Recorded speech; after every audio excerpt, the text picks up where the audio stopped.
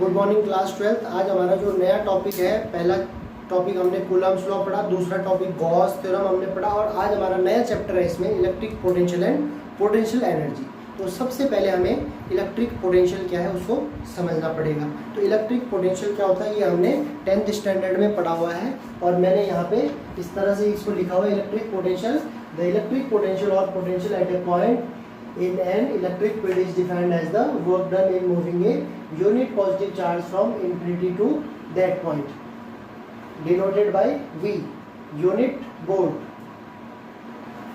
तो जो electric potential होता है वो क्या होता है, उसे V से डिनोट करते हैं और उसकी यूनिट वोल्ट होती है। ठीक है, तो देखो इस तरह से आप समझ सकते हैं कि हमारा ये वोल्ट है, इसका एक कॉर्नर इधर, एक एंड इधर है, दूसरा एंड इधर है और इसके बाद इसके मैं इस बोर्ड में या तो यहाँ से लिखना शुरू करता हूँ या तो यहाँ लिख सकता हूँ। इसके बाद मैं बाहर कहीं नहीं लिख सकता हूँ, इसमें इसकी रेंज फिक्स है। तो सपोज इसी से इसको समझें कि सपोज एक चार्ज यहाँ पे रखा हुआ है एक कॉर्नर पे, दूसरा चार्ज दूसरे कॉर्नर पे रखा हुआ है और तीसरा कोई चार्ज है वो इन्फिनिटी पे है, मीन्स इस रेंज से बाहर कहीं है, इसके बाहर या इसके बाहर। तो उस चार्ज जो तीसरा चार्ज है उसको इस फील्ड में लाने में मुझे जितना वर्क करना पड़ेगा वो जो वर्क है वो एक्सटर्नल एजेंट से किया जाएगा, जो कि हम उस फॉर्म में रह सकते हैं या हमें वो काम करना पड़ेगा या किसी से हम वो काम करवाएंगे तो एक्सटर्नल एजेंट के वो वर्क होगा। तो जितना वर्क करना पड़ता है वही वर्क एक पोटेंशियल के फॉर्म में, एक एनर्जी के फॉर्म में स्टोर होता है और उसी को हम कहते हैं इलेक्ट्रिक पोटेंशियल। उसके बाद दूसरा है पोटेंशियल डिफरेंस। तो इलेक्ट्रिक पोटेंशियल के बाद इसी को आगे बढ़ाते हुए the difference in electric potential between two point is known as potential difference. अब देखो इसको समझने के लिए थोड़ा सा हम इस डायग्राम पे आएंगे। ये एक सर्किट बना रखा हमने यहाँ पे, ए पॉइंट ये इंडिकेट किया हुआ, बी पॉइंट इस तरह से इंडिकेट किया हुआ। तो इसका हमें पोटेंशियल डिफरेंस बताना है। तो पोटेंशियल डिफरेंस मीन्स इस पे जितना इलेक्ट्रिक पोटेंशियल होगा, ए पे इलेक्ट्रिक पोटेंशियल सपोज VA है और B पॉइंट पे सपोज VB है। तो देखो इसका मतलब है इलेक्ट्रिक पोटेंशियल डिफरेंस, मतलब the difference in electric potential between point is known as potential difference. A का जो पोटेंशियल है वो VA है, B का पोटेंशियल सपोज VB है, तो इसका पोटेंशियल डिफरेंस हो जाएगा VA माइनस VB और ये फॉर्मूला होता है V equal to W by Q। Means जो ये W है ये है work done upon charge. Work done किससे? बाय एक्सटर्नल एजेंट और चार्ज जो चार्ज हम यूज कर रहे हैं। तो देखो पोटेंशियल डिफरेंस, अब ये जो पोटेंशियल डिफरेंस है VA माइनस VB, इसकी जो वैल्यू आती है वो किस में आएगी? वोल्ट में आएगी। कैसे? क्योंकि इसके लिए हम फिजिक्स में एक डिवाइस का यूज़ करते हैं, इसको मेजर करने के लिए एक इंस्ट्रूमेंट का यूज़ करते हैं फिजिक्स में, जिसको हम वोल्ट मीटर कहते हैं। क्या कहते हैं? Volt meter. और ये वोल्ट मीटर कुछ इस तरीके से हम लैब में देखते हैं। ये V है, V से डिनोट होता है एक एंड पॉजिटिव दूसरा एंड नेगेटिव। इसमें इस तरह से नीडल लगी होती है जो कि अपने दोनों साइड वेरी करती है, जिस हिसाब से उसमें हम उसमें करंट फ्लो करते हैं। तो देखो ये कंडक्टर है सपोज, रेजिस्टेंस, यहाँ पे करंट फ्लो हो रही है, तो उस रिस्पेक्ट से A और B जहाँ पे हमें पोटेंशियल डिफरेंस फाइंड करना है, इसके पैरेलल कॉम्बिनेशन में हम वोल्ट मीटर को जोड़ते हैं। ये हम प्रॉपर्टी पढ़ चुके हैं इलेक्ट्रिक सर्किट की, जो कि वोल्ट मीटर जो होता है वो रजिस्टर के पैरेलल कॉम्बिनेशन में लगाया जाता है और एमीटर सीरीज कॉम्बिनेशन में लगाया जाता है। वोल्ट मीटर एक हाई रेजिस्टेंस होता है, इसलिए उसमें जो करंट होती है वो नेग्लिजिबल करंट होती है, इसलिए उसको पैरेलल कॉम्बिनेशन में जोड़ते हैं। और वोल्ट मीटर एक डिवाइस है जो कि पोटेंशियल डिफरेंस को मेजर करती है, जिसका शॉर्ट नेम PD है। और यही पोटेंशियल डिफरेंस जो क्या है, वोल्ट है, जो यूनिट है इलेक्ट्रिक पोटेंशियल की, जो कि गिव्स राइज वोल्ट, जो कि वोल्टेज वर्ल्ड से हमको मिली है।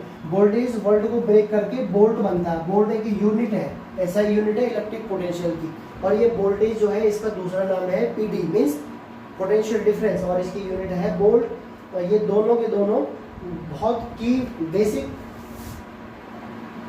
की टर्म्स हैं इस चैप्टर को पढ़ने के लिए। और इसके बाद इन दोनों को समझने के बाद हम इसके बाद आगे बढ़ते हैं। हमारा जो 12th में जो हमारा टॉपिक है वो है electric potential and potential energy. तो मैं इसको हटा रहा हूँ यहाँ से। इलेक्ट्रिक पोटेंशियल है पोटेंशियल एनर्जी।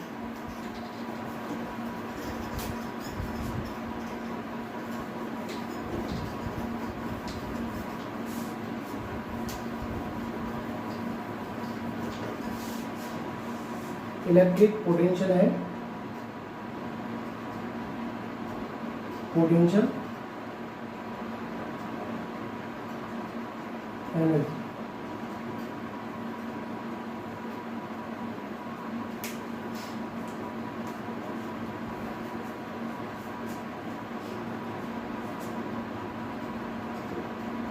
देखो यहाँ पे मैं इस तरह से ले रहा हूँ,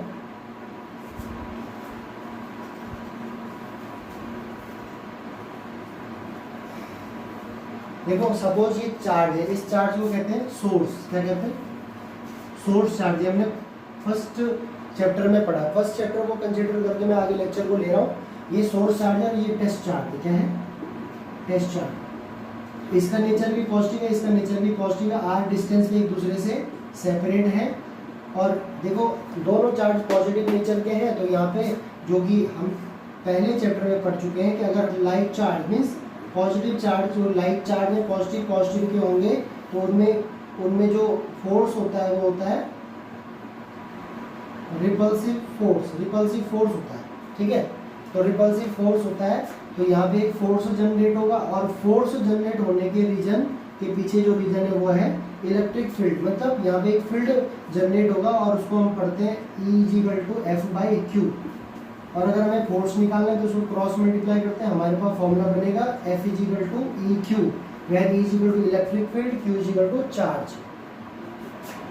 अब इसके बाद हम जो फोर्स यहाँ पे निकालना सीख गए हैं। और फोर्स निकालने के लिए हमने कूलम्स का फॉर्मूला पढ़ा हुआ है जो कि होता है K/Q1Q2/R²। इसका यूज करके, कूलम्स लॉ का यूज करके हम इस फोर्स को कैलकुलेट कर सकते हैं। अब देखो ये जो फोर्स होगा, ये फोर्स अगर हम इस फोर्स को डिस्प्लेसमेंट से मल्टीप्लाई करते हैं तो हमें क्या मिलेगा? वर्क मिलेगा। ये हमने 11th क्लास में वर्क एनर्जी थ्योरम में भी पढ़ा हुआ है कि जो वर्क डन होता है वो फोर्स इनटू डिस्प्लेसमेंट होता है। तो फोर्स वर्क जब हमें मिलेगा तो वहाँ पे हमने केस पढ़े हैं 0 डिग्री, 90 डिग्री और 180 डिग्री। वहाँ पे पॉजिटिव, नेगेटिव और मैक्सिमम के केस हमने पिछले क्लासेस में पढ़े हैं। क्योंकि वर्क एक स्केलर क्वांटिटी है, डॉट प्रोडक्ट से डिनोट करते हैं और W होता है F.P cos of थीटा। तो 0, 90 और 180 के रिस्पेक्टिव हम यहाँ पे केसेस लेके मैक्सिमम, मिनिमम और जीरो वर्क डन निकाल सकते हैं। उसी के बेस पे जब हम चार्जेस का जो इलेक्ट्रोस्टैटिक या कूलम्बियन फोर्स है, जो कूलम लॉ से निकाल सकते हैं, उसको डिस्प्लेसमेंट से मल्टीप्लाई करके वर्क डन निकाल सकते हैं। और यही जो वर्क है, ये वर्क एक पोटेंशियल एनर्जी के फॉर्म में स्टोर होता है। किसके फॉर्म में स्टोर होता है? पोटेंशियल एनर्जी के फॉर्म में स्टोर होता है। ये भी हमने 11th में ग्रेविटेशनल में पढ़ा है कि जब हम किसी पॉइंट को या किसी ऑब्जेक्ट को इन्फिनिटी से ग्रेविटेशनल फील्ड में ला रहे थे तो वहाँ पे हमें एक वर्क करना पड़ रहा था अगेंस्ट ग्रेविटी, और वही क्या हो रहा था? एक ग्रेविटेशनल पोटेंशियल एनर्जी के फॉर्म में स्टोर हो रहा था। उसी तरीके से यहाँ पे भी हमारा जो कोई test charge unit charge suppose infinity पे रखा हुआ है, उसको हम किसी पॉइंट में लाने में जितना वर्क करते हैं वो वर्क इलेक्ट्रिक फील्ड के या इलेक्ट्रोस्टैटिक फोर्स के अगेंस्ट होता है। उसको हम क्या कहते हैं? इलेक्ट्रिक पोटेंशियल एनर्जी कहते हैं। यही हमारा टॉपिक भी है। तो इसके बाद देखो ये सारे के सारा पहले टॉपिक से मिलके बनेगा। तो इसके लिए हमें एक्सप्रेशन निकालना है और इसके लिए हमने जैसे पहले टॉपिक में एक्सियल कंडीशन लिया था, इक्वेटोरियल कंडीशन लिया था और एनी पॉइंट का कंडीशन लिया था, उसके उसी तरह से हम इसमें भी डेरिवेशन पढ़ेंगे। तो थोड़ा सा जो हमारा अभी तक का 2-3 जो छोटे छोटे की पॉइंट हमने पढ़े उसके बेस पे हमको ये मालूम यहाँ पे हो गया है कि पोटेंशियल जो होता है वो होता है W/Q। और इसकी यूनिट आप इस तरह से समझ सकते हैं, अगर वर्क डन 1 जूल का होगा, क्योंकि वर्क की यूनिट होती है 1 जूल होती है। यूनिट वर्क यहाँ पे हुआ तो 1 कूलम का चार्ज यहाँ पे रखता हूँ तो 1 तो ये जो मुझे मिलेगा ये मिलेगा 1 वोल्ट। मैथमेटिकली इसको समझ सकते हैं V/W/Q जो कि पोटेंशियल डिफरेंस जिसे शॉर्ट में PD कहते हैं। तो यहाँ से भी हम डेफिनेशन बना सकते हैं कि सपोज यहाँ पे हमारे पास कोई चार्ज है और इधर हमारे पास कोई ये Q1 है, ये Q2 है। Q2 की वैल्यू 1 कूलम है और इसको हम इधर आगे कोई इन्फिनिटी है, तो इस 1 कूलम को मैं यहाँ अंदर लाने में जितना वर्क करूँगा वो मुझे एक्सटर्नल वर्क जो होगा वो फोर्स लगा के मुझे मिलेगा, और वही वर्क क्या होगा, एक्सटर्नल वर्क डन होगा।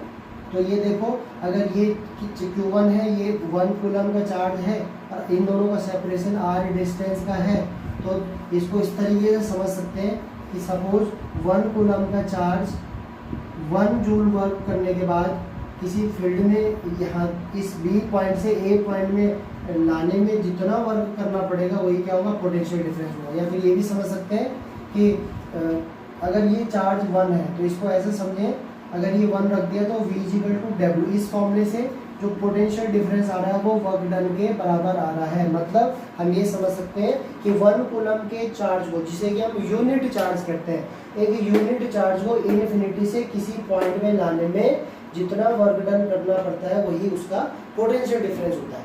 इससे हमें ये मालूम चल गया, ये मैथमेटिकल अप्रोच है, ठीक है, कि इनफिनिटी पॉइंट से किसी यूनिट चार्ज को, 1 कूलम चार्ज को किसी पॉइंट में लाने में जितना वर्क डन करना पड़ता है उसी को उसका पोटेंशियल डिफरेंस कहते हैं। और इसको मेजर करते हैं वोल्टमीटर से। वोल्टमीटर से मेजर हम लैब में करते हैं, क्योंकि हमने अभी तक डीसी करंट यानी डायरेक्ट करंट का कंसेप्ट पढ़ा है। डायरेक्ट करंट देखो हम लोगों ने लैब में भी देखा, अपने एक्सपेरिमेंट करते हुए, कि जो हमारे वोल्ट मीटर होते हैं वो 3 वोल्ट, 5 वोल्ट, 9 वोल्ट, 10 वोल्ट, इस तरह की उनकी रीडिंग होती है। तो यहाँ पे जो करंट होती है वो डायरेक्ट करंट होती है। डीसी करंट हम लोग पढ़ते हैं जहाँ पे कि सेल या बैटरी से उसको जोड़ा जाता है, ठीक है। देखो इस तरह का जो हम सर्किट बनाते हैं, तो सर्किट में हमने कुछ इस तरह का देखा होगा, एक ये बड़ी डंडी होती है, एक छोटी डंडी होती है। तो इसको नेगेटिव से इंडिकेट करते हैं, इसको पॉजिटिव से इंडिकेट करते हैं। तो ये जो बड़ी डंडी होती है इसको हायर पोटेंशियल हम कहते हैं, और ये जो छोटी डंडी होती है इसे इलेक्ट्रोस्टैटिक या इलेक्ट्रॉनिक्स में हम लोअर पोटेंशियल कहते हैं। तो ये जो यहाँ से जो हमको चार्ज या इलेक्ट्रॉन या जो इलेक्ट्रिसिटी दी जाती है वो डीसी सप्लाई से दी जाती है। लेकिन अब हम सपोज अगर इसको एसी से जोड़ना चाहें तो ये भी एक बहुत बढ़िया कंसेप्ट रहेगा कि वोल्ट मीटर को एसी से सप्लाई कैसे दें। तो एसी को सप्लाई देने के लिए एक स्पेशल टाइप के वोल्ट मीटर का यूज़ किया जाता है, जिसको कि हम लोग अभी आगे के चैप्टर्स में पढ़ेंगे। जब हम एसी सर्किट या एसी करंट को पढ़ेंगे तो वहाँ पे जो वोल्ट मीटर यूज होगा स्पेशल एसी सप्लाई के लिए वो होता है hot wire volt meter, hot wire volt meter. तो ये थोड़ा सा इसको अभी ज़्यादा एक्सप्लेन नहीं करेंगे क्योंकि अभी हमने एसी को नहीं पढ़ा हुआ। तो ये 12th में हमारा तीसरा चौथा यूनिट रहता है एसी का।